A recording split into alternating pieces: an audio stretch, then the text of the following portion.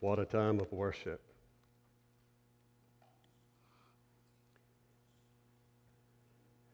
Well, on this last Sunday of 2018, we're going to be looking at the life of John the Baptist. We're going to look at a man whose life demonstrates some attitudes of success for us. And just remember, as I begin to talk about success, we're not talking about this morning success in terms of the world's dictionary when it speaks of that word. That is, it's not in terms of money, power, wealth, or prestige, but rather what we're going to be looking at this morning.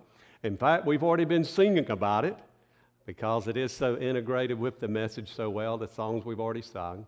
We're going to be looking this morning what it is to find success in the eyes of God. And may I just say, as we begin to look at this, and as we begin to look at the life of John the Baptist, we're going to be looking at success in these terms: knowing and doing the will of God. So look with me, please, at John chapter 3, and we're going to be reading verses 22 through verse 30. And after this, the Bible says, Jesus and his disciples went into the Judean countryside, and he remained there with them and was baptizing. John also was baptizing at Aenon near Salim, because water was plentiful there, and people were coming and being baptized, for John had not yet been put in prison. Now a discussion arose between some of John's disciples and a Jew over purification. And they came to John and said to him, Rabbi, who was he who was with you across the Jordan, to whom you bore witness? Look, he's baptizing, and notice what it says next. And all are going to him. I'll have you to kind of note here that we're going to learn, we've already referred here like Jesus is baptizing. John 4 verse 2 is going to make clear for us that actually it was Jesus' disciples who were doing the baptizing. But as we continue on, John 3:27, John answered, a person cannot receive even one thing unless it is given him from heaven. You yourselves bear me witness that I said, I am not the Christ, but I have been sent before him, that is the Christ. The one who has the bride is the bridegroom.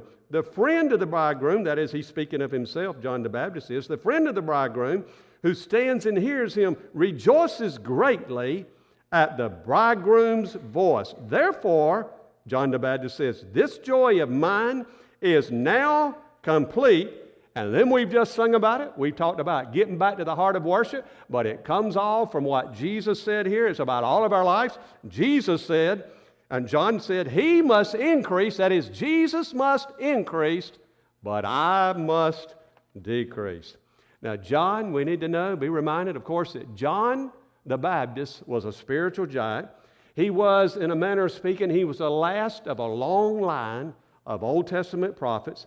And John, if you put it together, knowing when Jesus went to the cross and knowing of how that he was the time that was in his aunt's womb at the time, and you know Jesus is about to be born, so you know that he was basically in his early 30s when he was beheaded. And so you'd think about, here's a guy, he's going out, and I'm talking about here, I'm preaching to you this message in terms of success. And yet, here's a guy who went out and was beheaded. Now, it doesn't sound like a whole lot of success. Maybe he went out and you may think that he was a failure. But I want you to know, and I want you to get it down and get it down well, and that is that he was a success. I'm already talking about it in these terms. He was a success in doing the will of God for him. He was a success of finding and doing the will of God, which was what for him? It's what he says. He was a success at being the forerunner of Jesus, the forerunner of the Messiah. And in this passage, what we're going to be looking at is 4 amazing attitudes that led to his success. And so follow along with me this morning as we look together and study his life. We're looking at this subject, success attitudes to begin the new year with. And so the first one I want to give to you this morning, number 1, is guard against jealousy. No problem for anybody with that, right? I know better. We all maybe have it to kind of rear its ugly head at sometimes. Guard our lives, guard ourselves against jealousy. You see, John's disciples came to John and said, well, you know, from our perspective, we got kind of a problem going on here because you need to understand that we're losing followers. This doesn't look like it's a real big success of what's going on with the movement here. Look at John 3, verse 26. It says, and they, these followers of John, they came to John the Baptist, and said to him, Rabbi, he who was with you across the Jordan, to whom you bore witness, look, he is baptizing, and then notice what it says again, and all are going to him. So what was going on in the minds and the hearts of John's disciples? They were getting very alarmed. They were thinking something's really going awry here. They were alarmed at the growing popularity of Jesus, that as Jesus' numbers and the numbers increased for those who were following Jesus, they said, you know, if you're not noticing this, our numbers are shrinking as his numbers are growing. And so what they were really saying is they were jealous, and they were complaining to John about it. And I can just imagine that they said something like this. You know, we don't really know what they said, but they might have said something like this. Hey, boss, that Jesus guy over there, if you hadn't really noticed, he's taken away all of our disciples. And if things keep going the way they're going now, we're not going to have anyone following you. Doesn't look so good. Let me give to you a definition of jealousy. Jealousy is a resentment of anyone else's favor or success. Does anybody come to mind? I'm not asking you to speak it out loud, but does anybody come to mind? Is there anyone whom you are jealous over? Do you have a tendency to be jealous of other people?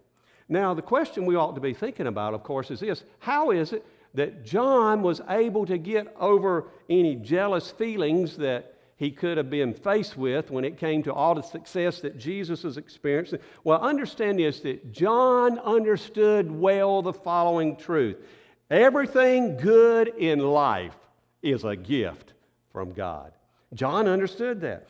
The Bible teaches that in many places, but most particularly, I guess, the key verse is James chapter 1, verse 17. The Bible says every good gift and every perfect gift comes from where? Is from above, coming down from the Father of lights, with whom there is no variation or shadow due to change. You see, when John's disciples began to complain about this growing popularity of Jesus, John said, you know what? That's great. He says, I'm not bothered by this. He said, I can receive only what I've been given from heaven. He said, I'm not the Messiah. He's the Messiah. You know what he was thankful for and what really helped him in dealing with any feelings that he could have easily had about jealousy?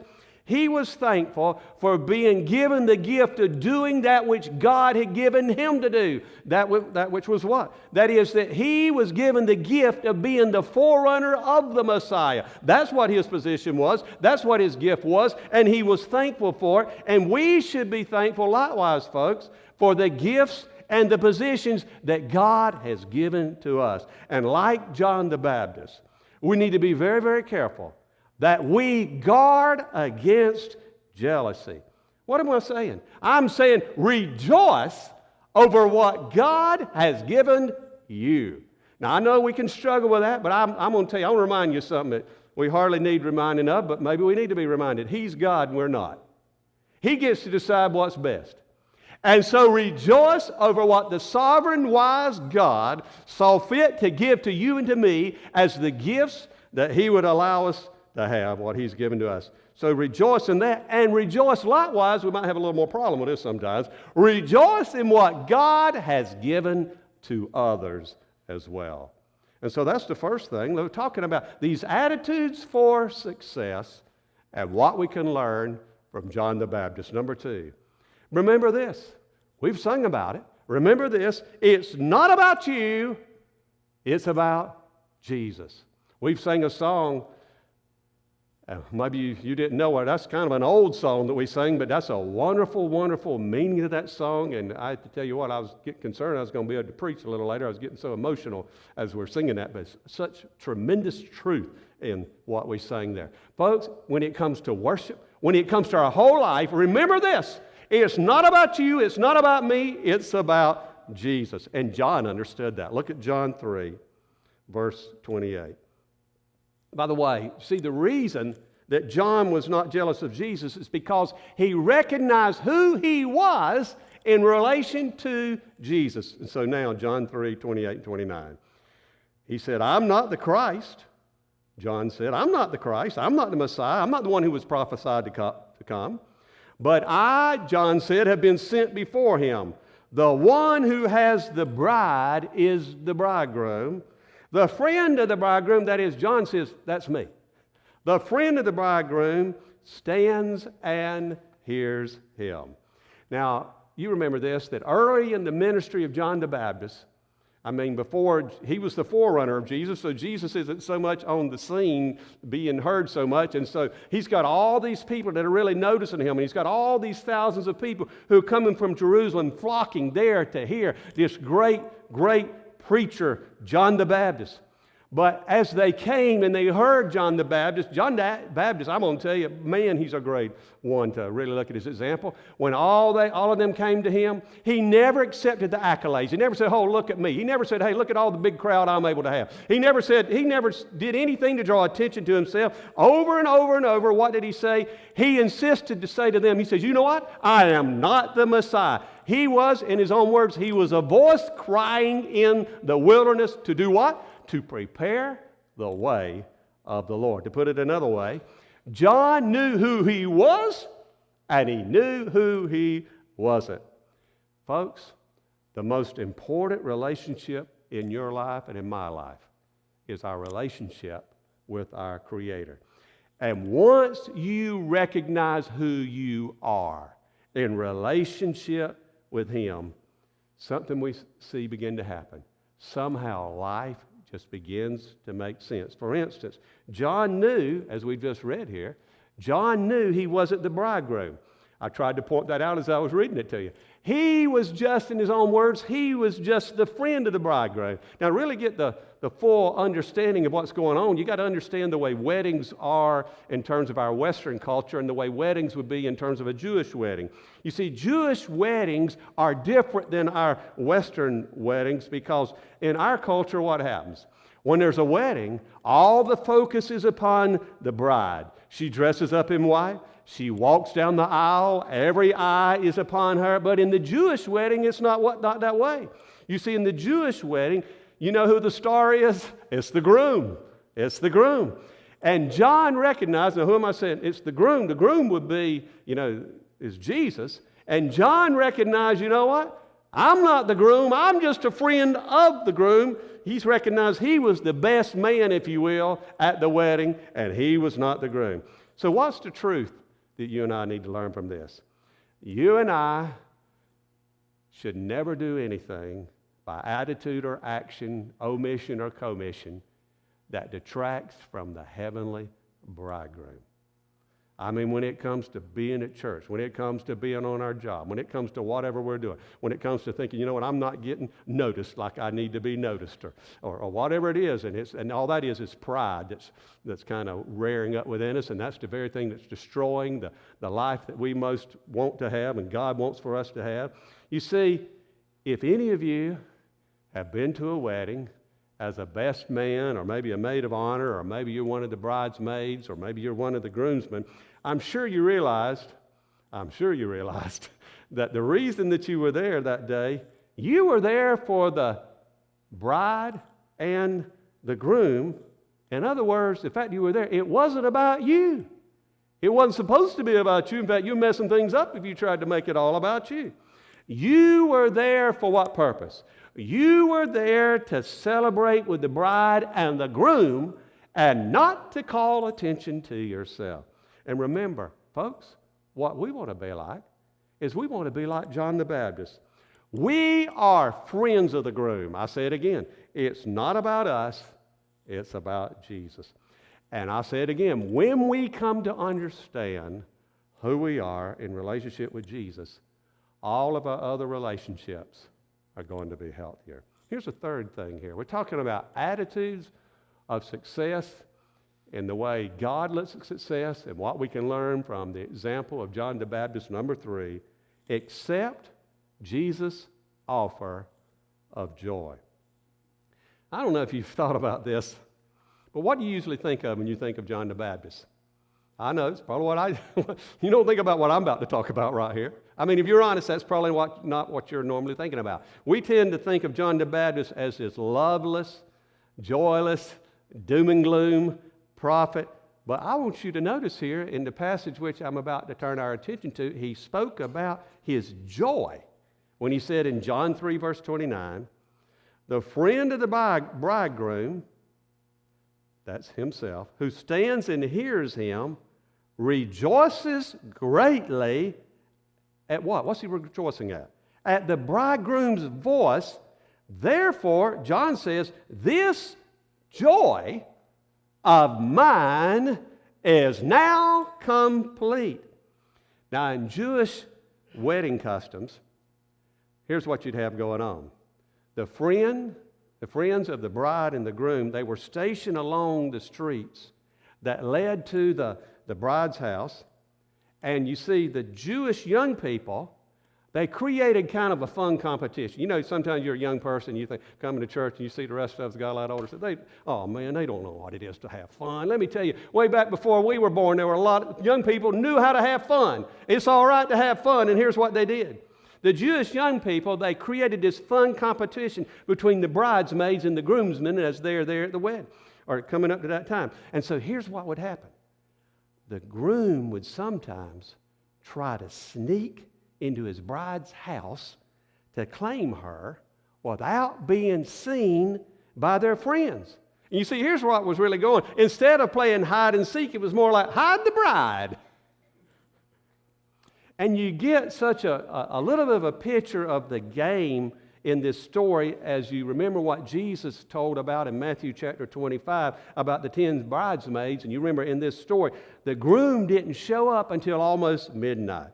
And so here's what John was saying. He was saying that the thing that gave to him the greatest joy was to hear and to recognize the voice of the groom. Now, y'all enter back into it. I want you to just picture all those guys that are hiding out in the dark. And they're getting so excited because this is their friend. He's getting married. And they're waiting. And they're watching. And they're listening. And finally hey, that's his voice. I hear him here. He's coming now. And they're filled with joy. Why? Because they know the wedding celebration is about to begin.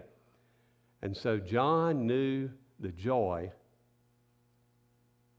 that he experienced as he's thinking in terms of the arrival of the bridegroom. And when he heard the voice of Jesus, joy flooded his soul. Folks, we can learn a great truth from this. Recognizing the Lord's voice produces joy. I got to kind of almost digress right here because I'll just tell you what I've felt God doing in my life is He's reminding me of some special truths. The Bible says, in His presence is fullness of joy. Now, let me tell you something. That's the truth. But what you've got to decide and what I've got to decide on a moment by moment basis is we got to choose to believe it. And I don't want to trivialize for 1 minute the tough things that any of us can be going through. But I know, even in my own life, I just keep going back to this truth. And God just keeps on blessing me and using it. And He'll use it in your life. You know, when God's working in your life, you want to share it with somebody else. You see, here you are, and maybe something's kind of tough. Or maybe just, emotions are just kind of working with you. You don't decide, well, it'd be a really good idea to feel bad today. No, it just kind of sweeps down on you. And you just remind yourself of this truth. I care not what it is you may be going through, and I'm not trivializing it, that it may be tough what you're going through.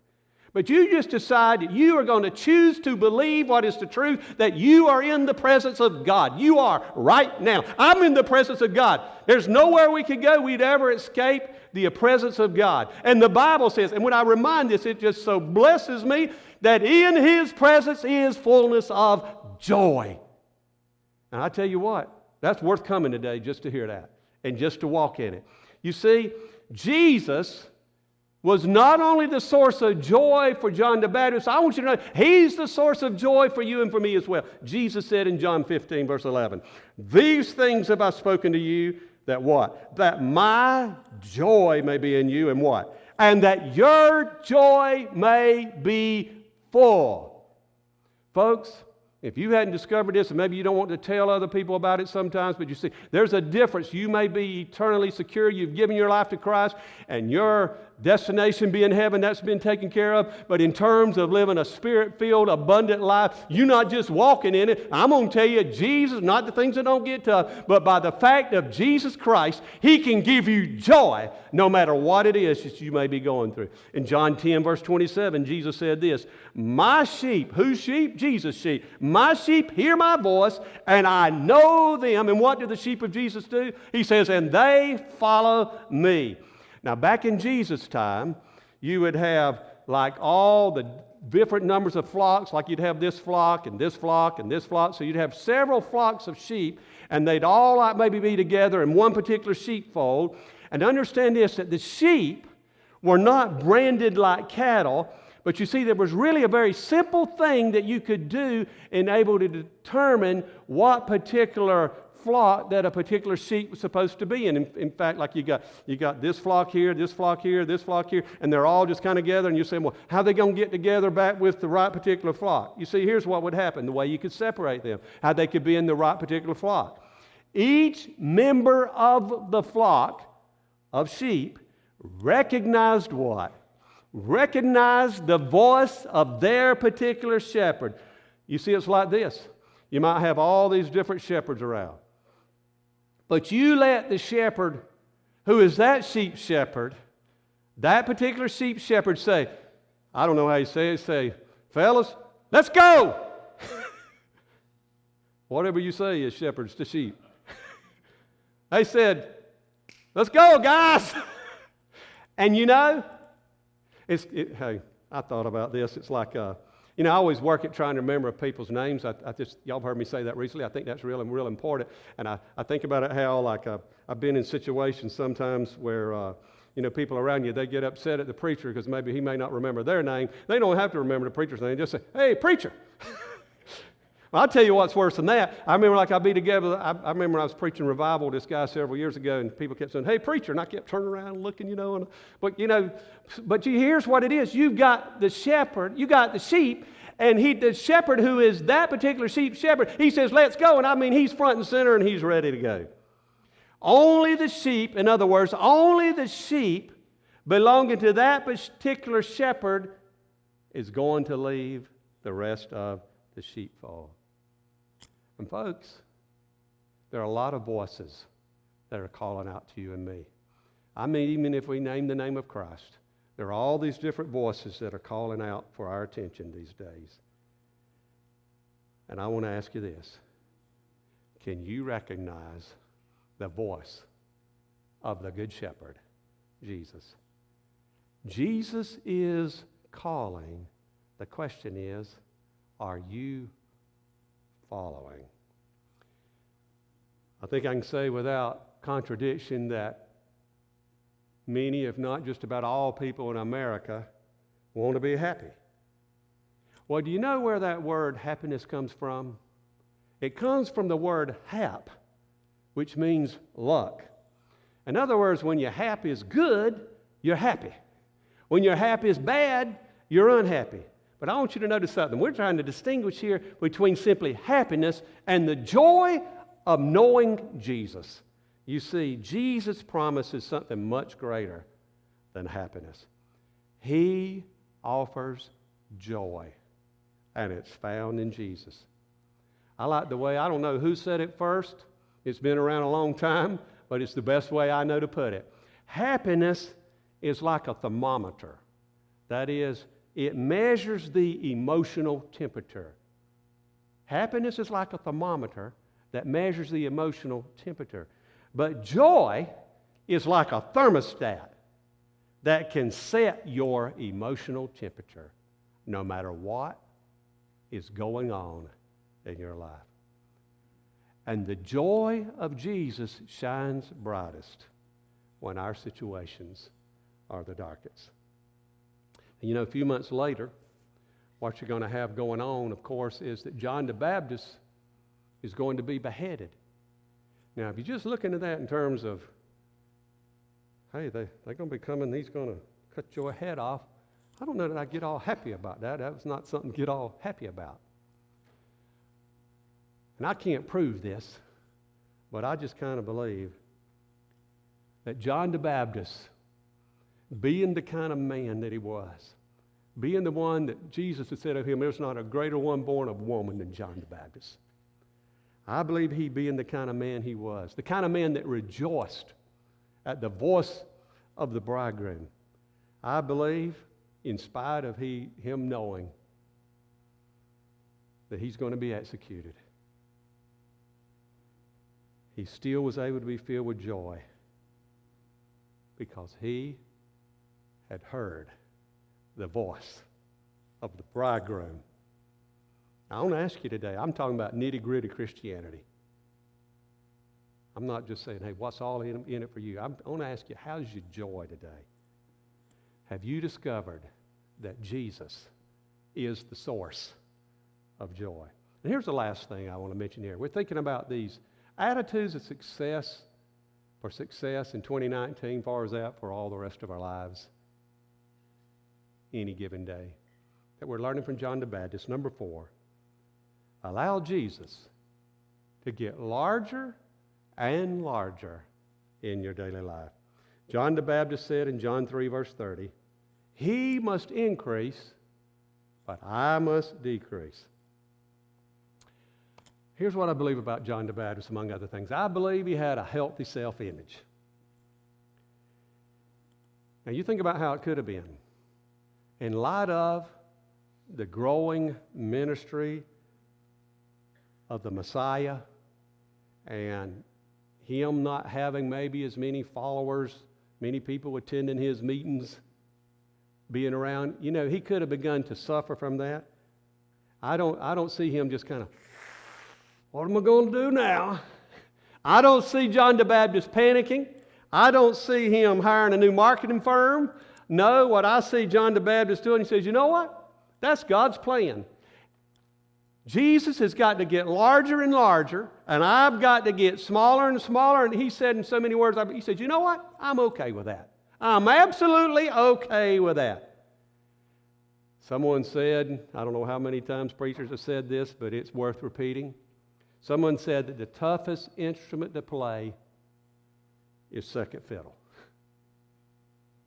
And I want you to know, John was comfortable in his role of second fiddle. Both secular and Christian counselors agree that one of the most important factors that can lead to good emotional mental health is to have a healthy self-image. And make no mistake about it, you can err on either side. You can think of yourself as so unimportant that it produces within you an idea, an attitude that you're just worthless and that nobody cares for you. But instead, you are someone who's been created by God for a purpose. You are loved by the God who spoke this world into existence. He loves you. He has in mind a purpose for you that you to love other people. And as you come to faith in Him, this is just something God's working into my life. It just amazes me when I think about it. When I think about the glory of God, and I think about what you and I get to do as those who've been born again in the family of God, we actually get to be those who are able to reveal God. I mean, that looks like, oh, that's like boastful or whatever. No, we get to be used as ambassadors of Christ to reveal God to other people. Then there are those who err on the other side. You've met people like this. They think they're God's gift to the world. These are the kind of people. They look in the mirror and they sing, "How great thou art." And I want to encourage you this morning to take as the motto of your life, Jesus must increase and I must decrease. That is the desired progression of the Christian life. Listen to what Paul wrote in Colossians 3, verses 2 and 3. He said, set your mind on things that are above, not on things that are on earth. For you have died, and your life is hidden with Christ in God. This is an easy motto. It only has 6 words. I'm going to say it for you, and I'm going to ask you to repeat it after me. Jesus must increase, and I must decrease. Would you say that after me? Jesus must increase, and I must decrease. Say it again. Jesus must increase, and I must decrease. Let me ask you.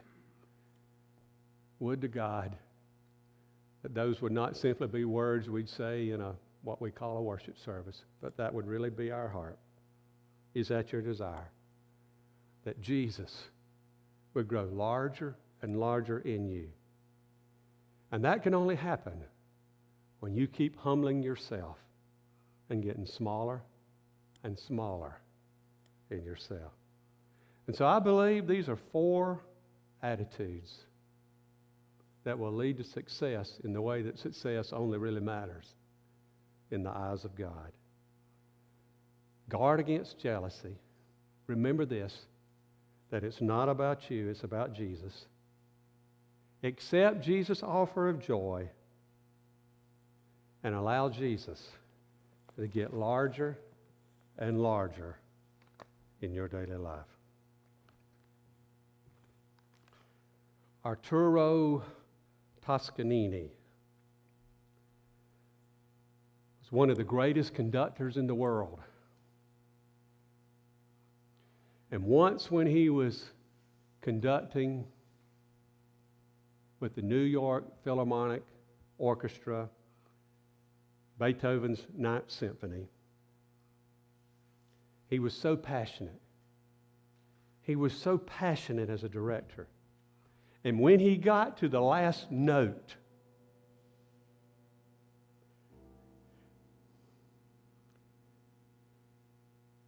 it's played. And the audience erupted to a thunderous standing ovation.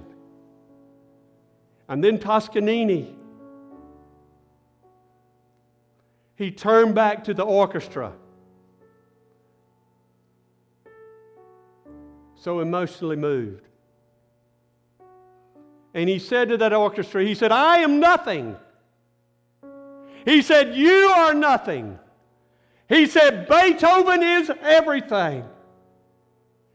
And as we are at this point here where we're kind of closing out one year, we're about to go in another year, and our minds are already thinking in terms of how can our lives really count for God? I want you to take it upon you, the attitude and the heart of John the Baptist. And take it into your heart. I am nothing, you are nothing, but Jesus is everything.